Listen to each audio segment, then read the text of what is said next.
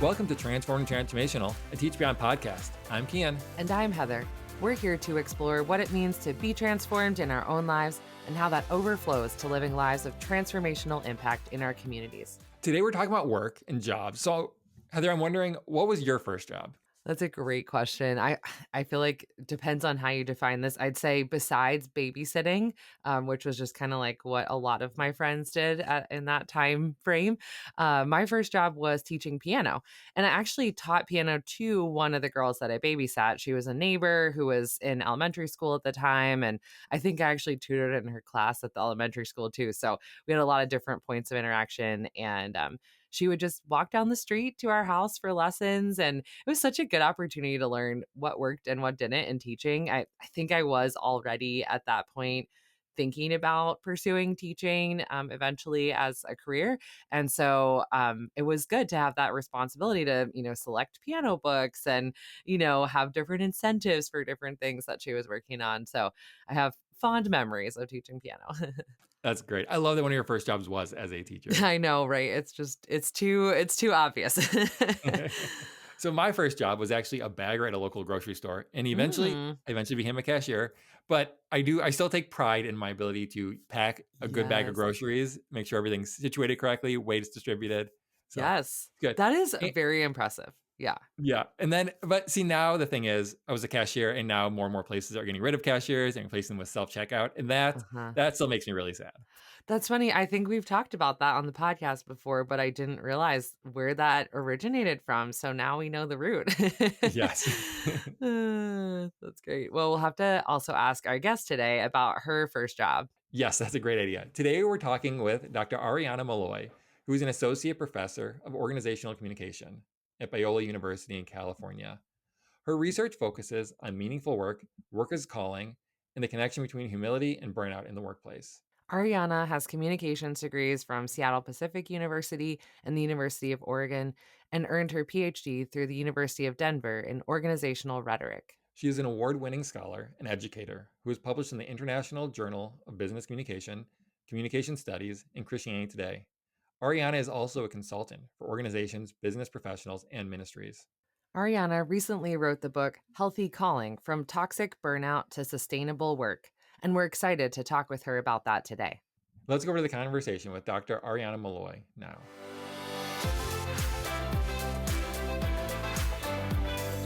Welcome to the podcast, Ariana. So glad to be here with you. Thank you so much for joining us. We are so excited about this conversation and all the kind of the topics we're going to be able to cover. But as we're getting to talk today and about your book on calling and work, Heather and I were just talking about our first jobs, and I'm super curious about yours. What was your first job? Yeah, that's a good question. And I can't really dissect the academic in me. So I think it depends on what do we mean by work, right? So my Right. very first thought was I was a dog watcher when I was, a little girl in grade school. And my Yes. parents would walk with me after school to feed the dog. So that was technically my first job. Right. If we're thinking about a job that others maybe had to interview for, that was working at Nordstrom for Okay. their Nice. seasonal things. But if we're talking about the first work experience that brought me a sense of joy, I Mm. worked at a radio station as an intern in the promotions and marketing department, and I got to learn how to write copy or commercials. I got to hobnob and schmooze with some of the artists and help plan events. But being part of that particular work culture, I woke up and I was excited to be a part of it. Mm, mm. Well, even just with that answer, I know we're going to have a lot to unpack in thinking about the idea of work. And, the term calling is often used in Christian circles. This is a loaded term. We've used it on this podcast before. So we'd love to hear from you. How would you define calling? And what would you say are some common misconceptions that Christians might have about the ideas of calling and work? Totally. And while I do think calling points to the caller God and what he's given us a chance to do, the reality is people who are not believers use this term all the time as well. We just don't think Huh. about it. So I was driving down the freeway on the 55. I'm in Southern California, and there's this big billboard for our local hospital, and it said, "Your healing is our calling." And I was Huh. watching a show with my husband one night, and an ad popped up for a truck commercial, a Dodge Ram truck commercial, and it said, "Our calling is to make good trucks." And so Hmm. I think it's actually really important. We way overuse it as in the Christian culture, and I think sometimes use it wrongly, but we don't own it. Mm, Calling is really descriptive of a dynamic relationship between us, the one who feels that sense of calling, the caller, which we know to be God, and the community that we impact and that mm, impacts us. So I think for me, what I would say is, and what a lot of theologians and social scientists disseminate between is primary calling and secondary calling. So mm, as believers, our primary calling is to love God and love others and to do that mm, well in everything that we do and all that we mm, do. We get to do that. But God is not just this big, masterful creator. He is a personal, intimate designer, and He has equipped each of us with skill sets and passions. In our lives, we have textured experiences that help shape and form our sense of personal calling. That when we get a chance to do it, whatever this thing is, it brings us a sense of joy. Maybe not all the time, but mm. 80% of the time, when we're doing it, it feels joyful. What a good distinction. That's helpful. In your book, you also kind of define healthy calling versus a toxic calling, and kind of differentiate between those two. How do you define those? Yeah. So, my particular area of research as a communication professor is workplace communication, communication in the workplace Mm, and communication about work. And so, I study all sorts of healthy communication practices in the workplace. And they can range from, like nonverbal communication to working in teams well. But what really gets my passion flared up is talking about work as a calling. And so, when we're talking about work as a calling and we're thinking about healthy calling, first of all, there's four different things that play into work as a calling. We can experience relational callings, callings that are service based. mm, We can experience it in all different parts of our life. But when we're experiencing it in work, whatever we see work to be, it doesn't have to be paid. It's the main place that we endeavor physical, mental, and emotional effort on a regular basis. It involves four things. The first is that we feel like it's meaningful. So some people can turn a light switch on and off and feel like, nah, I'm just turning the light switch on and off. But others are like, when I turn the light on, people can see. mm, So I've interviewed beauticians and hairstylists who genuinely feel like when someone sits in their chair, they help them feel beautiful and that changes their life. So it's meaningful. You can think about this with like lawyers and athletes and financial advisors and parents and all of those different teachers, educators. There's a level of meaningfulness there. The second thing is that you can identify a caller. So you have this real clear sense of someone or something is calling you. And as believers, we know that to be God, and that's a really important one. So let's keep that in mind because that's one of the relational parts. The third thing is that there's a combination of your passion and your skill set. So mhm. it's not just that you like what you're doing because you're good at it, which definitely feels good short term, but long term it actually research shows motivation drops substantially if you're only good at it. Like Yeah. I'm Yeah. fairly good at event planning. I don't love it. It's not something I think about naturally with joy. Yeah. Yeah. um, and so you have to be passionate about it. But passion alone, oh, that's really great. But if you're not good at it, then really you can cause more trouble, and Right. it can be more work for others. One CEO that I interviewed said passion alone is fine, but it makes you a great fan. Passion and skill set make you a great employee. Mm, mm, So we know that it has to be meaningful. We have to identify a sense of caller. There is a sense that we need to have apprenticeship and a development of skill set and passion. And then the last one is also a relational aspect, and that is that it's pro social in nature. So academics call it pro social, but we can just think about it as it positively impacts those around us. mm, Now, a healthy calling is when we do these things and we feel the joy of the Lord. We're energized. We might be totally tired at the end of the day, but we know we've done good work. mhm, It becomes unhealthy when we confuse our relationship with the caller with the calling. When we mm, become so consumed with the calling that we forget about the people that we're impacting on the other side.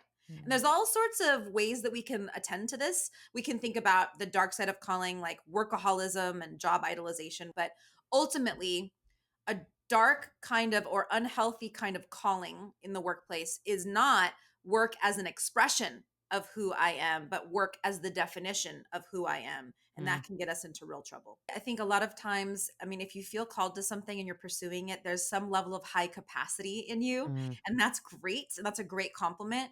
Um, but it can tend to lead towards workaholism or job idolization. And it's actually mhm. important that we recognize the difference. So, workaholism is an addiction to work.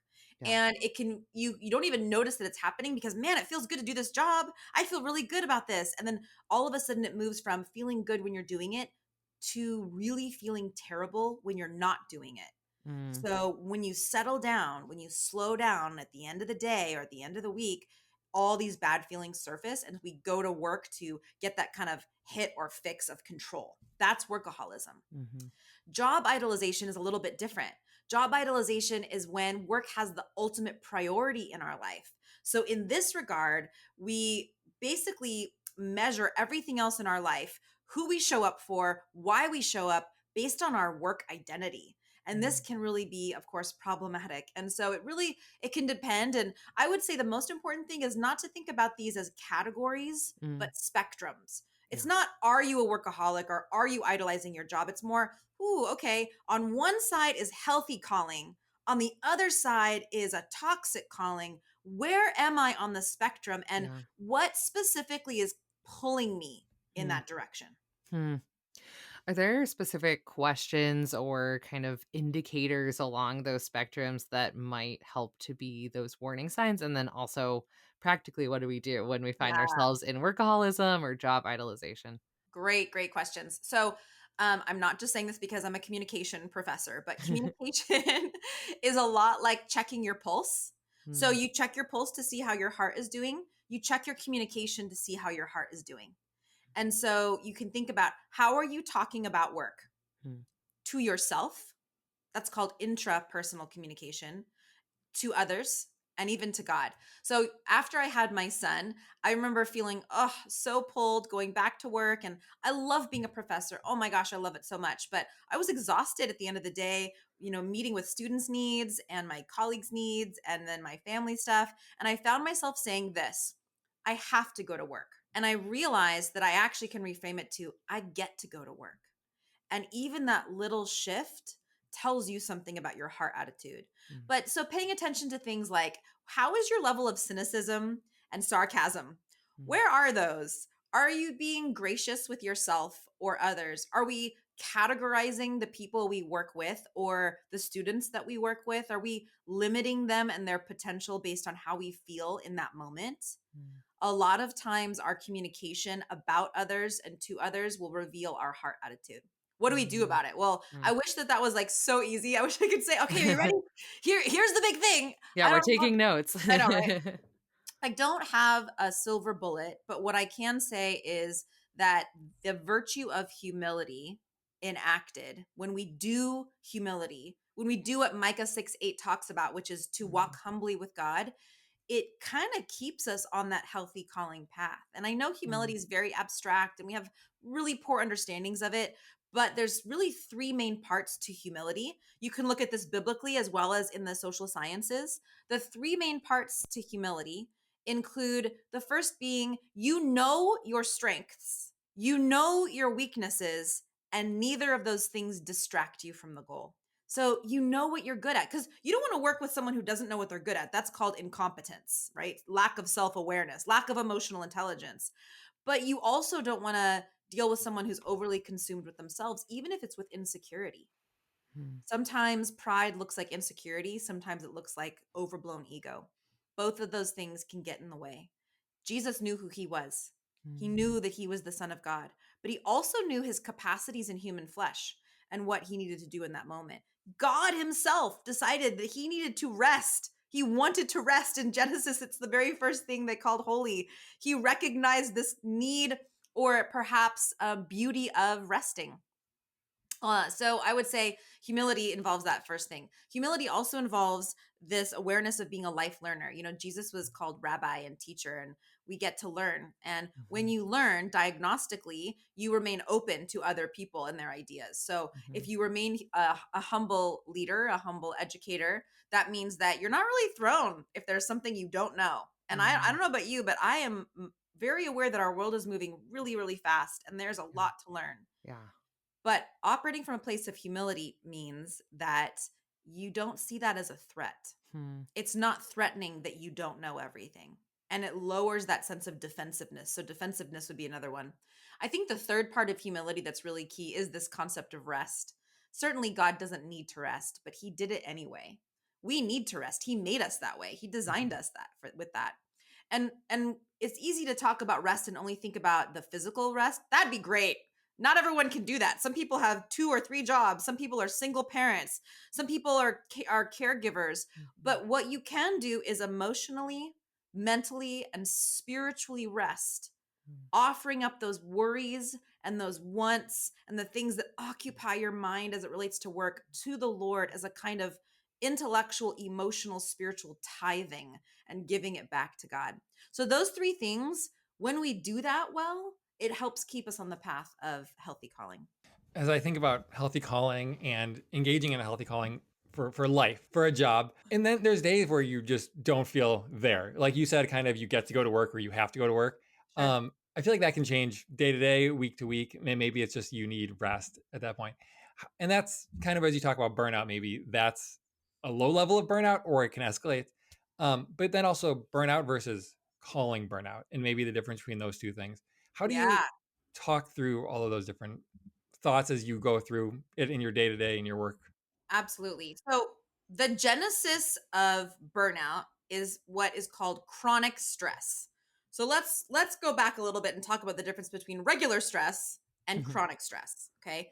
Regular stress is just what's expected in the life that we that we live. Yeah. Regular stress could be the starting of a new academic school year, could be an organizational shift, it could be moving in your home or remodeling your kitchen or planning a wedding or planning a retirement or midterms or grading is due in a week. Those things that's regular stress. And the most important part of that is there's a deadline. It's coming to an end. Chronic stress is when we normalize survival mode.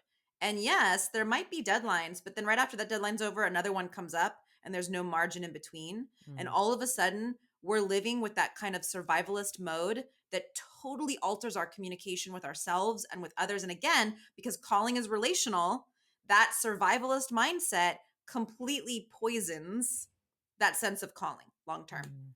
Mm. So that's important to recognize. And I don't know if everyone feels this way in education, but I know the people that I've talked to, that I've interviewed, and even myself, it's real easy to have that line blur. It's really Yeah. easy to be like, is this regular stress or is this chronic stress? Yeah. And I think Yeah. that's the whole point, is that it can kind of bleed into each other if you're not careful. So you have to like use the strategy of, inserting those moments of margin in between. So let's talk about this difference between burnout and regular and chronic toxic burnout from a calling. Regular burnout is when you have those feelings of cynicism and exhaustion and apathy. It can lead to depression and anxiety. It can lead to sick days and lethargy where you just want to stay home and you don't want to, but you find yourself doom scrolling. You might, binge watch a show. You don't have the capacity to have the energy to do much because you don't like what you're doing anymore. And that's real. Mhm. Toxic burnout or burnout from a calling is all of that plus what psychologists call deep shame. And deep shame affects our relational and our spiritual lives. And the deep shame comes from the idea that work is a calling. And when you don't want to do it anymore, it's not the task that you don't want to do anymore. It's that relational connection that feels severed. It's, oh my goodness, the thing that God gave me to do that feels sacred. I don't want to do it anymore. I don't have the Mm. capacity anymore. And that the recognition that you're also impacting this community that you potentially want to serve and impact. And so it is so much more about your holistic identity. It's not I don't like what I'm doing anymore. It's I don't know who I am anymore. And Mm. that's pretty significant. Yeah. It's these questions are big ones to be as we are evaluating kind of where we are on that. I'm thinking about the stress, the chronic stress bleeding into then burnout and the questions about calling burnout too. what are some of those early warning signs that someone might be headed from not just stress or chronic stress, but now into burnout? And then, yeah, how can we distinguish that from just Yes. having a lot to do? Yeah, great. So, there's sort of two ways I could answer that. The first way is really looking at how you're reacting to stress. So, communication scholars identify three things that happen to your communication when you're stressed. So, this is a really good, this is a good awareness of, am I doing any of these things? Yeah, yeah. The first is withdrawing. So, withdrawing is normal, it's natural, it's actually part of that survival mode. When you feel like you are in survival mode, you try to withdraw and just pull away. There's nothing wrong with that if you communicate that you're doing it. But to your friends and colleagues, if you withdraw and you don't communicate it, massive interpersonal conflict can occur and Mm. workplace conflict, right? So the first thing is to say, is there a place where I've been trying to escape in my work recently? Is there something that, and you might not even know that you're doing it because maybe you take that desire to produce, and if you're a high capacity person and you escape this thing over here, and but you like pour yourself into this other thing over here, so you still feel like you're being productive, right? Yeah. So is there a place where you're choosing to escape? Do you find yourself saying when someone says, "Are you doing okay?" "I'm fine. I'm fine." Those are usually good markers that maybe you're actually needing to withdraw, and truly finding a way to do that. And we'll talk about that in a second. The second thing is reduced awareness. So if you are in that place of like chronic stress, what happens is, if you can imagine horse blinders, where there's little blocks on the horse's eyes to keep them looking straight ahead. And again, that is part of a survival mechanism, because like to survive, you just need to like get to the goal. You need to avoid Mhm. the thing that's after you. You need to find the cave. You need to like get in there, right? And so Yeah. reduced awareness, what happens though is, from a communication perspective, about 70% of our communication, 70%, 70% is nonverbal. So, nonverbal communication, there's like 8 different codes, and we can get into that another time if you want to. But essentially, 70% of the message that other people are giving you, you miss entirely. Can you imagine, as educators, especially, what we're missing if we're missing that 70%? Those micro expressions of confusion or fear or Mm. excitement or Mm. frustration, we're missing all of that. And so reduced awareness not only causes us to not see the social cues of others, it also does something weird to ourselves. It heightens ourselves. So we become overly aware of ourselves as we are Mm. becoming less aware of others. So, a question to ask yourself is, has there been a situation in the last week where I seem to have missed some cues? Mm. Like, upon retrospect, is somebody upset with me, or did I miss something, or have I been missing something? That's probably a good sign we need to pull over. That Mm. third thing is physical tension. So we've got withdrawing, which is very normal. We've got reduced awareness, which is like a biological cognitive reaction to it. And then we've got physical tension. And physical tension, again, can manifest itself in panic attacks, in depression, anxiety, heart palpitations, not sleeping well. It can modify the way we talk. It can come across like we're angry or withdrawn. And that physical tension can give off cues to others that we're not intending. Like, our face is constantly communicating even when words are not coming out. And so if we're physically tense, we might not realize that Mm. our resting face is not a resting face. It's not neutral, it's conveying something. Yeah. And so again, I think the question here would be, what in your work life is causing you the most tension right now? What in your work life is causing you the most tension right now? And what's happening around that issue? So once you can determine, of those three, like, where do you see yourself and how are you doing with that, it helps you realize, oh, I might be veering off into the toxic burnout process. How can we avoid reaching the point of calling burnout at the end of the line, and even for someone who's there, what can they do to come out of that? Yeah, good question. Again, I wish there was an easy answer, and I do talk a lot about the ways to approach it in the book. And the research talks a lot about it too. I would say that burnout doesn't go away on its own. So we have to stop romanticizing pushing through. And if you start to Mm. sense those little signs of exhaustion and fatigue, but more than that, like, you don't recognize yourself in the way you're responding to others. Yeah. You don't remember the last time you've honored your own self, or even that sense of your time with the Lord has felt diminished. This would be a really important time to pull over. And course correction takes time. And so the strategies to put in place very clearly are: remind yourself what you're good at, remind yourself of the why, and the things that you're not good at, make sure you're not responding by feeling threatened by that. Seek to learn and grow, ask for help. These are the humility criteria. And then the last thing, and I cannot stress this enough: rest. Routine Mm, rest, routine Sabbath mm. literally is the way to restore. You cannot change what you're doing without reflection, and we cannot have reflection without rest. Now, I will say that we've also weirdly interpreted rest as one thing, and Mm. rest could be a lot of things. So there's a medical doctor, Sandra Dalton Smith, who came up with 7 different types of rest. I would definitely Google that and look it up. Yes. There's 7 types of rest, and figure out, okay, do I really need to sit still and like take deep breaths? Often I do personally. But other people, they might need creative rest. Yeah. They might need sensory rest. They might need relational rest. There's Mm. all these different types of rest. And similar to that list, recognizing how we refuel with God is so important. So here's a practical example.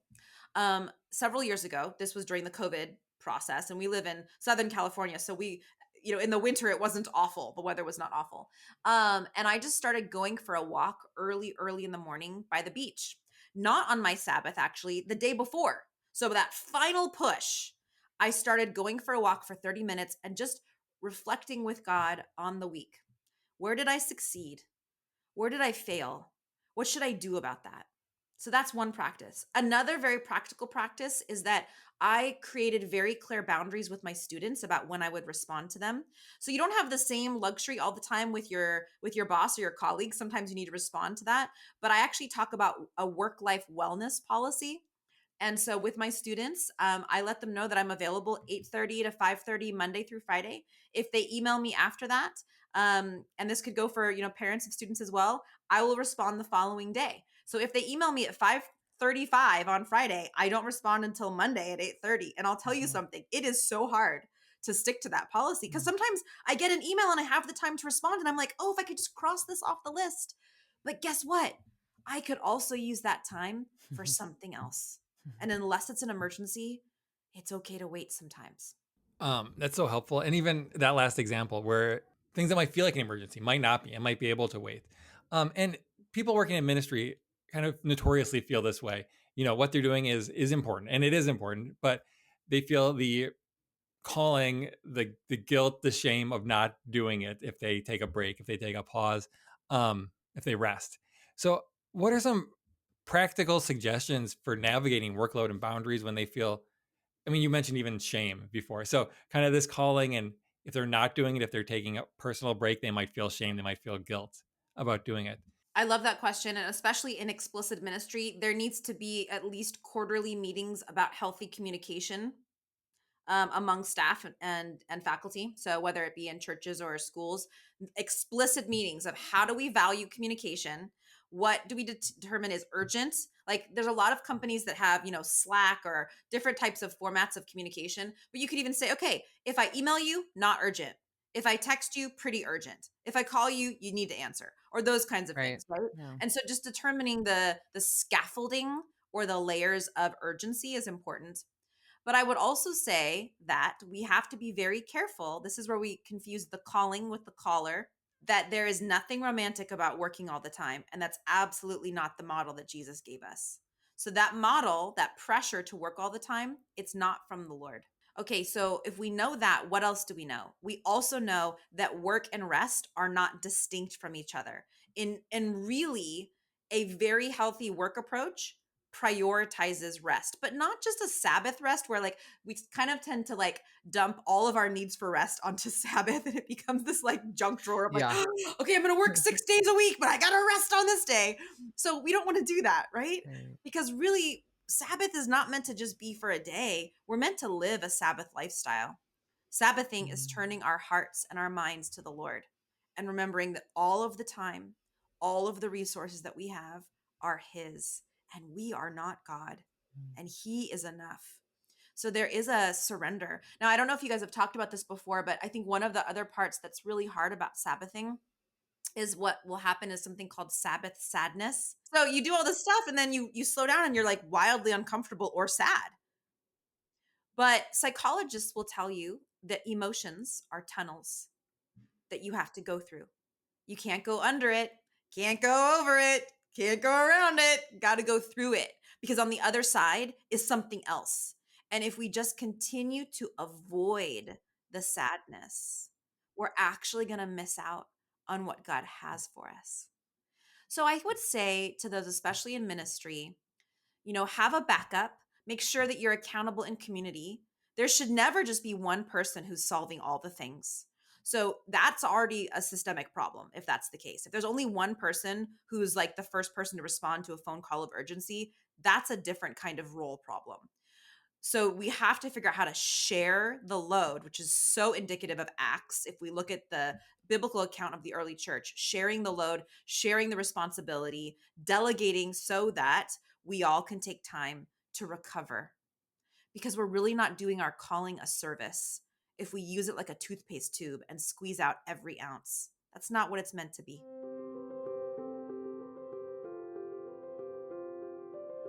Let's take a short break for a story from the field. Hi, my name is Ava Burgess, and I work at Black Forest Academy as dorm staff in an all-boys dorm, and I really love my job.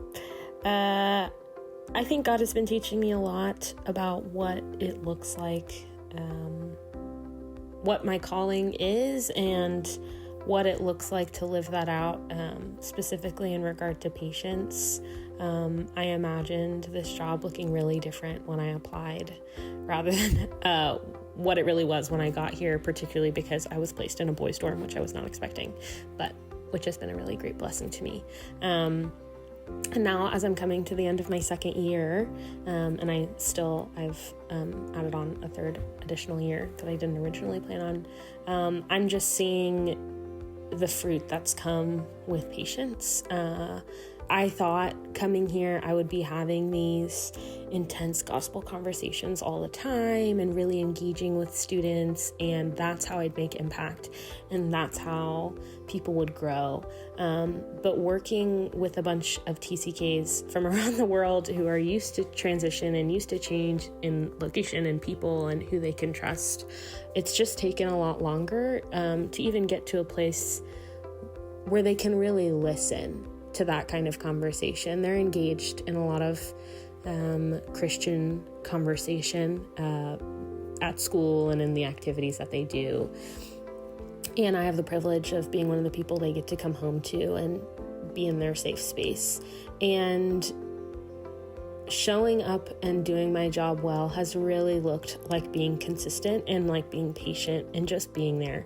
And most of the time, the conversations I'm having with them can be a bit surfacey or sometimes just silly or can seem meaningless, but just showing up day after day and being there and being available and offering a place for conversation or one-on-one time, even when it doesn't dig into anything deeper, has opened the door for further gospel conversations, because they trust me and they know that I'm not going to push them for something they're not willing to give. And I feel like I'm learning so much as well about the Holy Spirit in this, because the Holy Spirit is patient and the Holy Spirit is there always as a constant companion. And so often I just overlook him, but I see now the ways in which he has been there and he has been consistent. And I'm just really thankful for the opportunity to, I guess, model that as well in the work that I get to do. And I feel really blessed by it and thankful that this is the work that I get to do.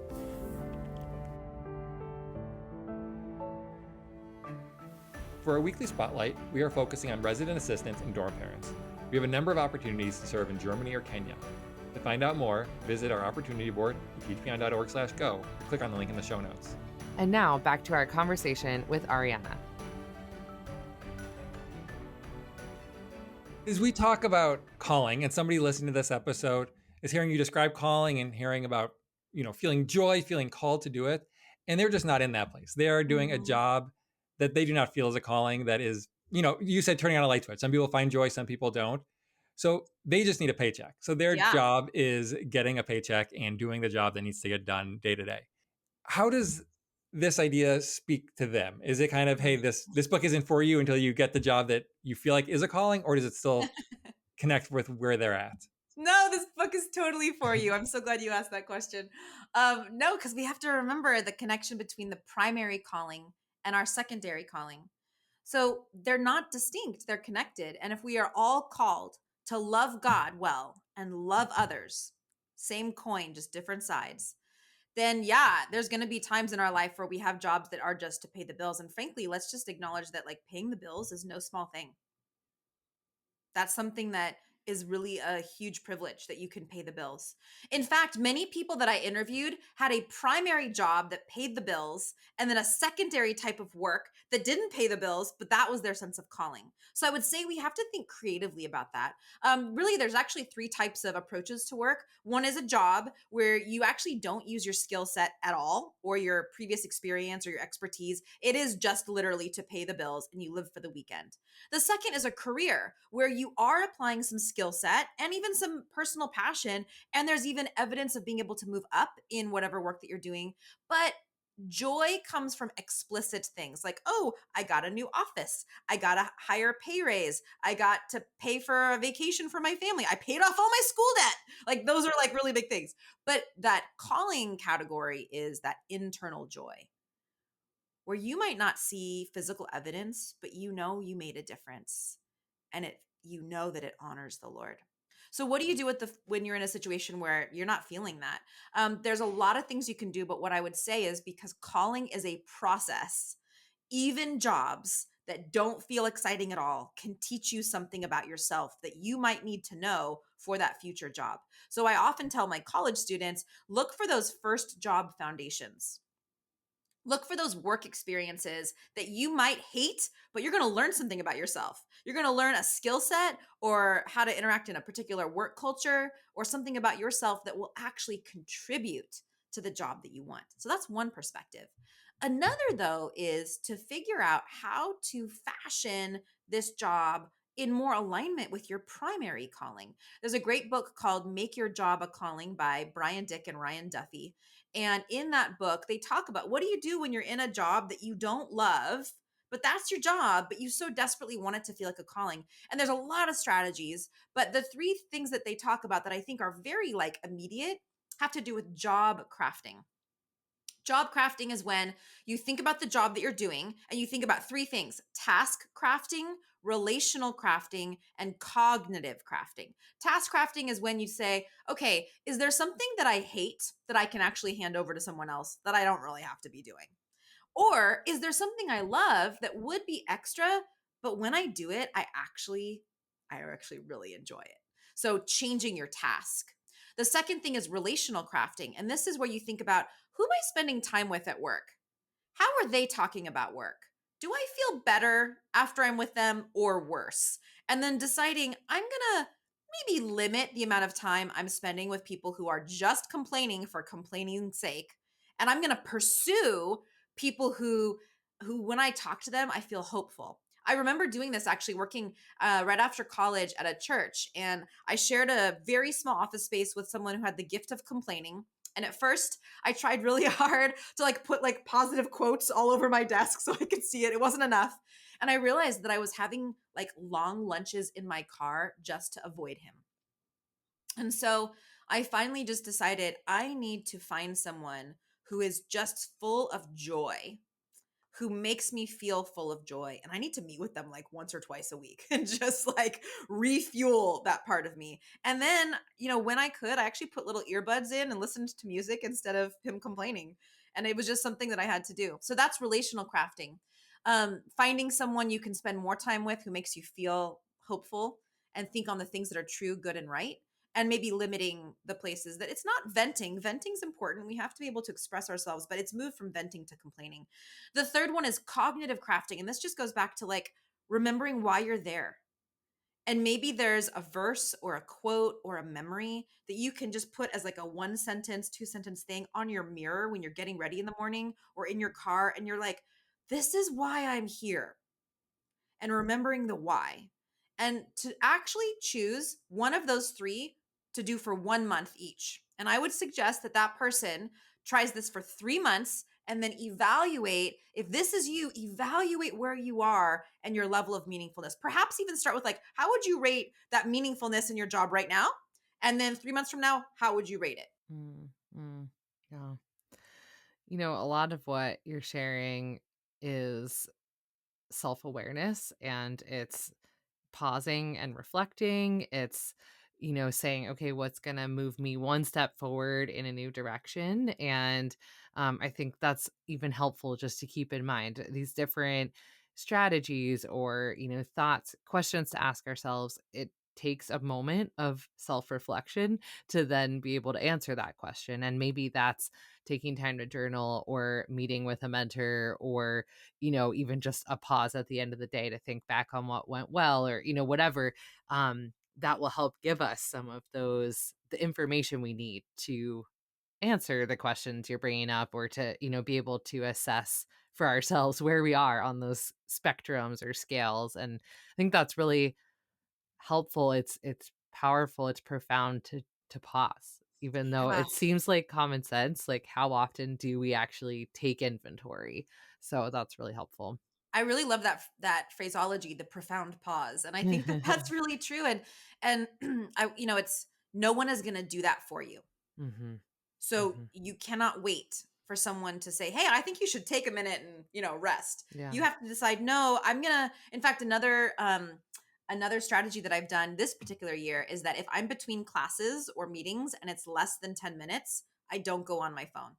I know that might seem crazy small, but I just choose to not go on my phone. I'll listen to a podcast or music, or I'll read a book, or I'll just look around at the world. Hmm. And it feels very awkward because we're just so used to checking our phone. But Yeah. actually, Dan Pink talks a lot about the power of micro breaks. And if you take 10 to 15 minute, so two in 2 different times of the day, a 10 to 15-minute break, it literally acts like a replugging of your brain, a Wow. reorientation, like taking a really good nap. And so Huh. for me, I'm like, okay, if I have 15 minutes, that's enough time to get work done. But Yeah. if it's 10 minutes or less, maybe I don't go on my phone. Maybe I don't look at the screen. Mm, mm. Yeah, that's a good challenge. Well, as we're coming to the end of our conversation, what would you say is one piece of advice if we could narrow it down to just one, that you'd want people to take away when thinking about this topic of healthy calling?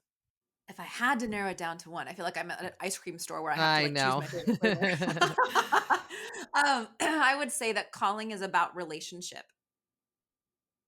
Calling is about relationship with yourself, with God, and with the community. And so start there. It's about nurturing that relationship. Calling is not going to give you certainty. The only certain thing is God. And so if we pursue calling because we're thirsty for certainty, we're missing out on a dynamic relationship that, yes, requires surrender. Oh, but it's the best adventure. Calling is about relationship. Focus and pursue the relationship, and the Lord will clarify your calling. I love that. Thank you so much for all of this. Thank you for our conversation. We have one last question we ask all of our guests before we let them go. So this is your turn.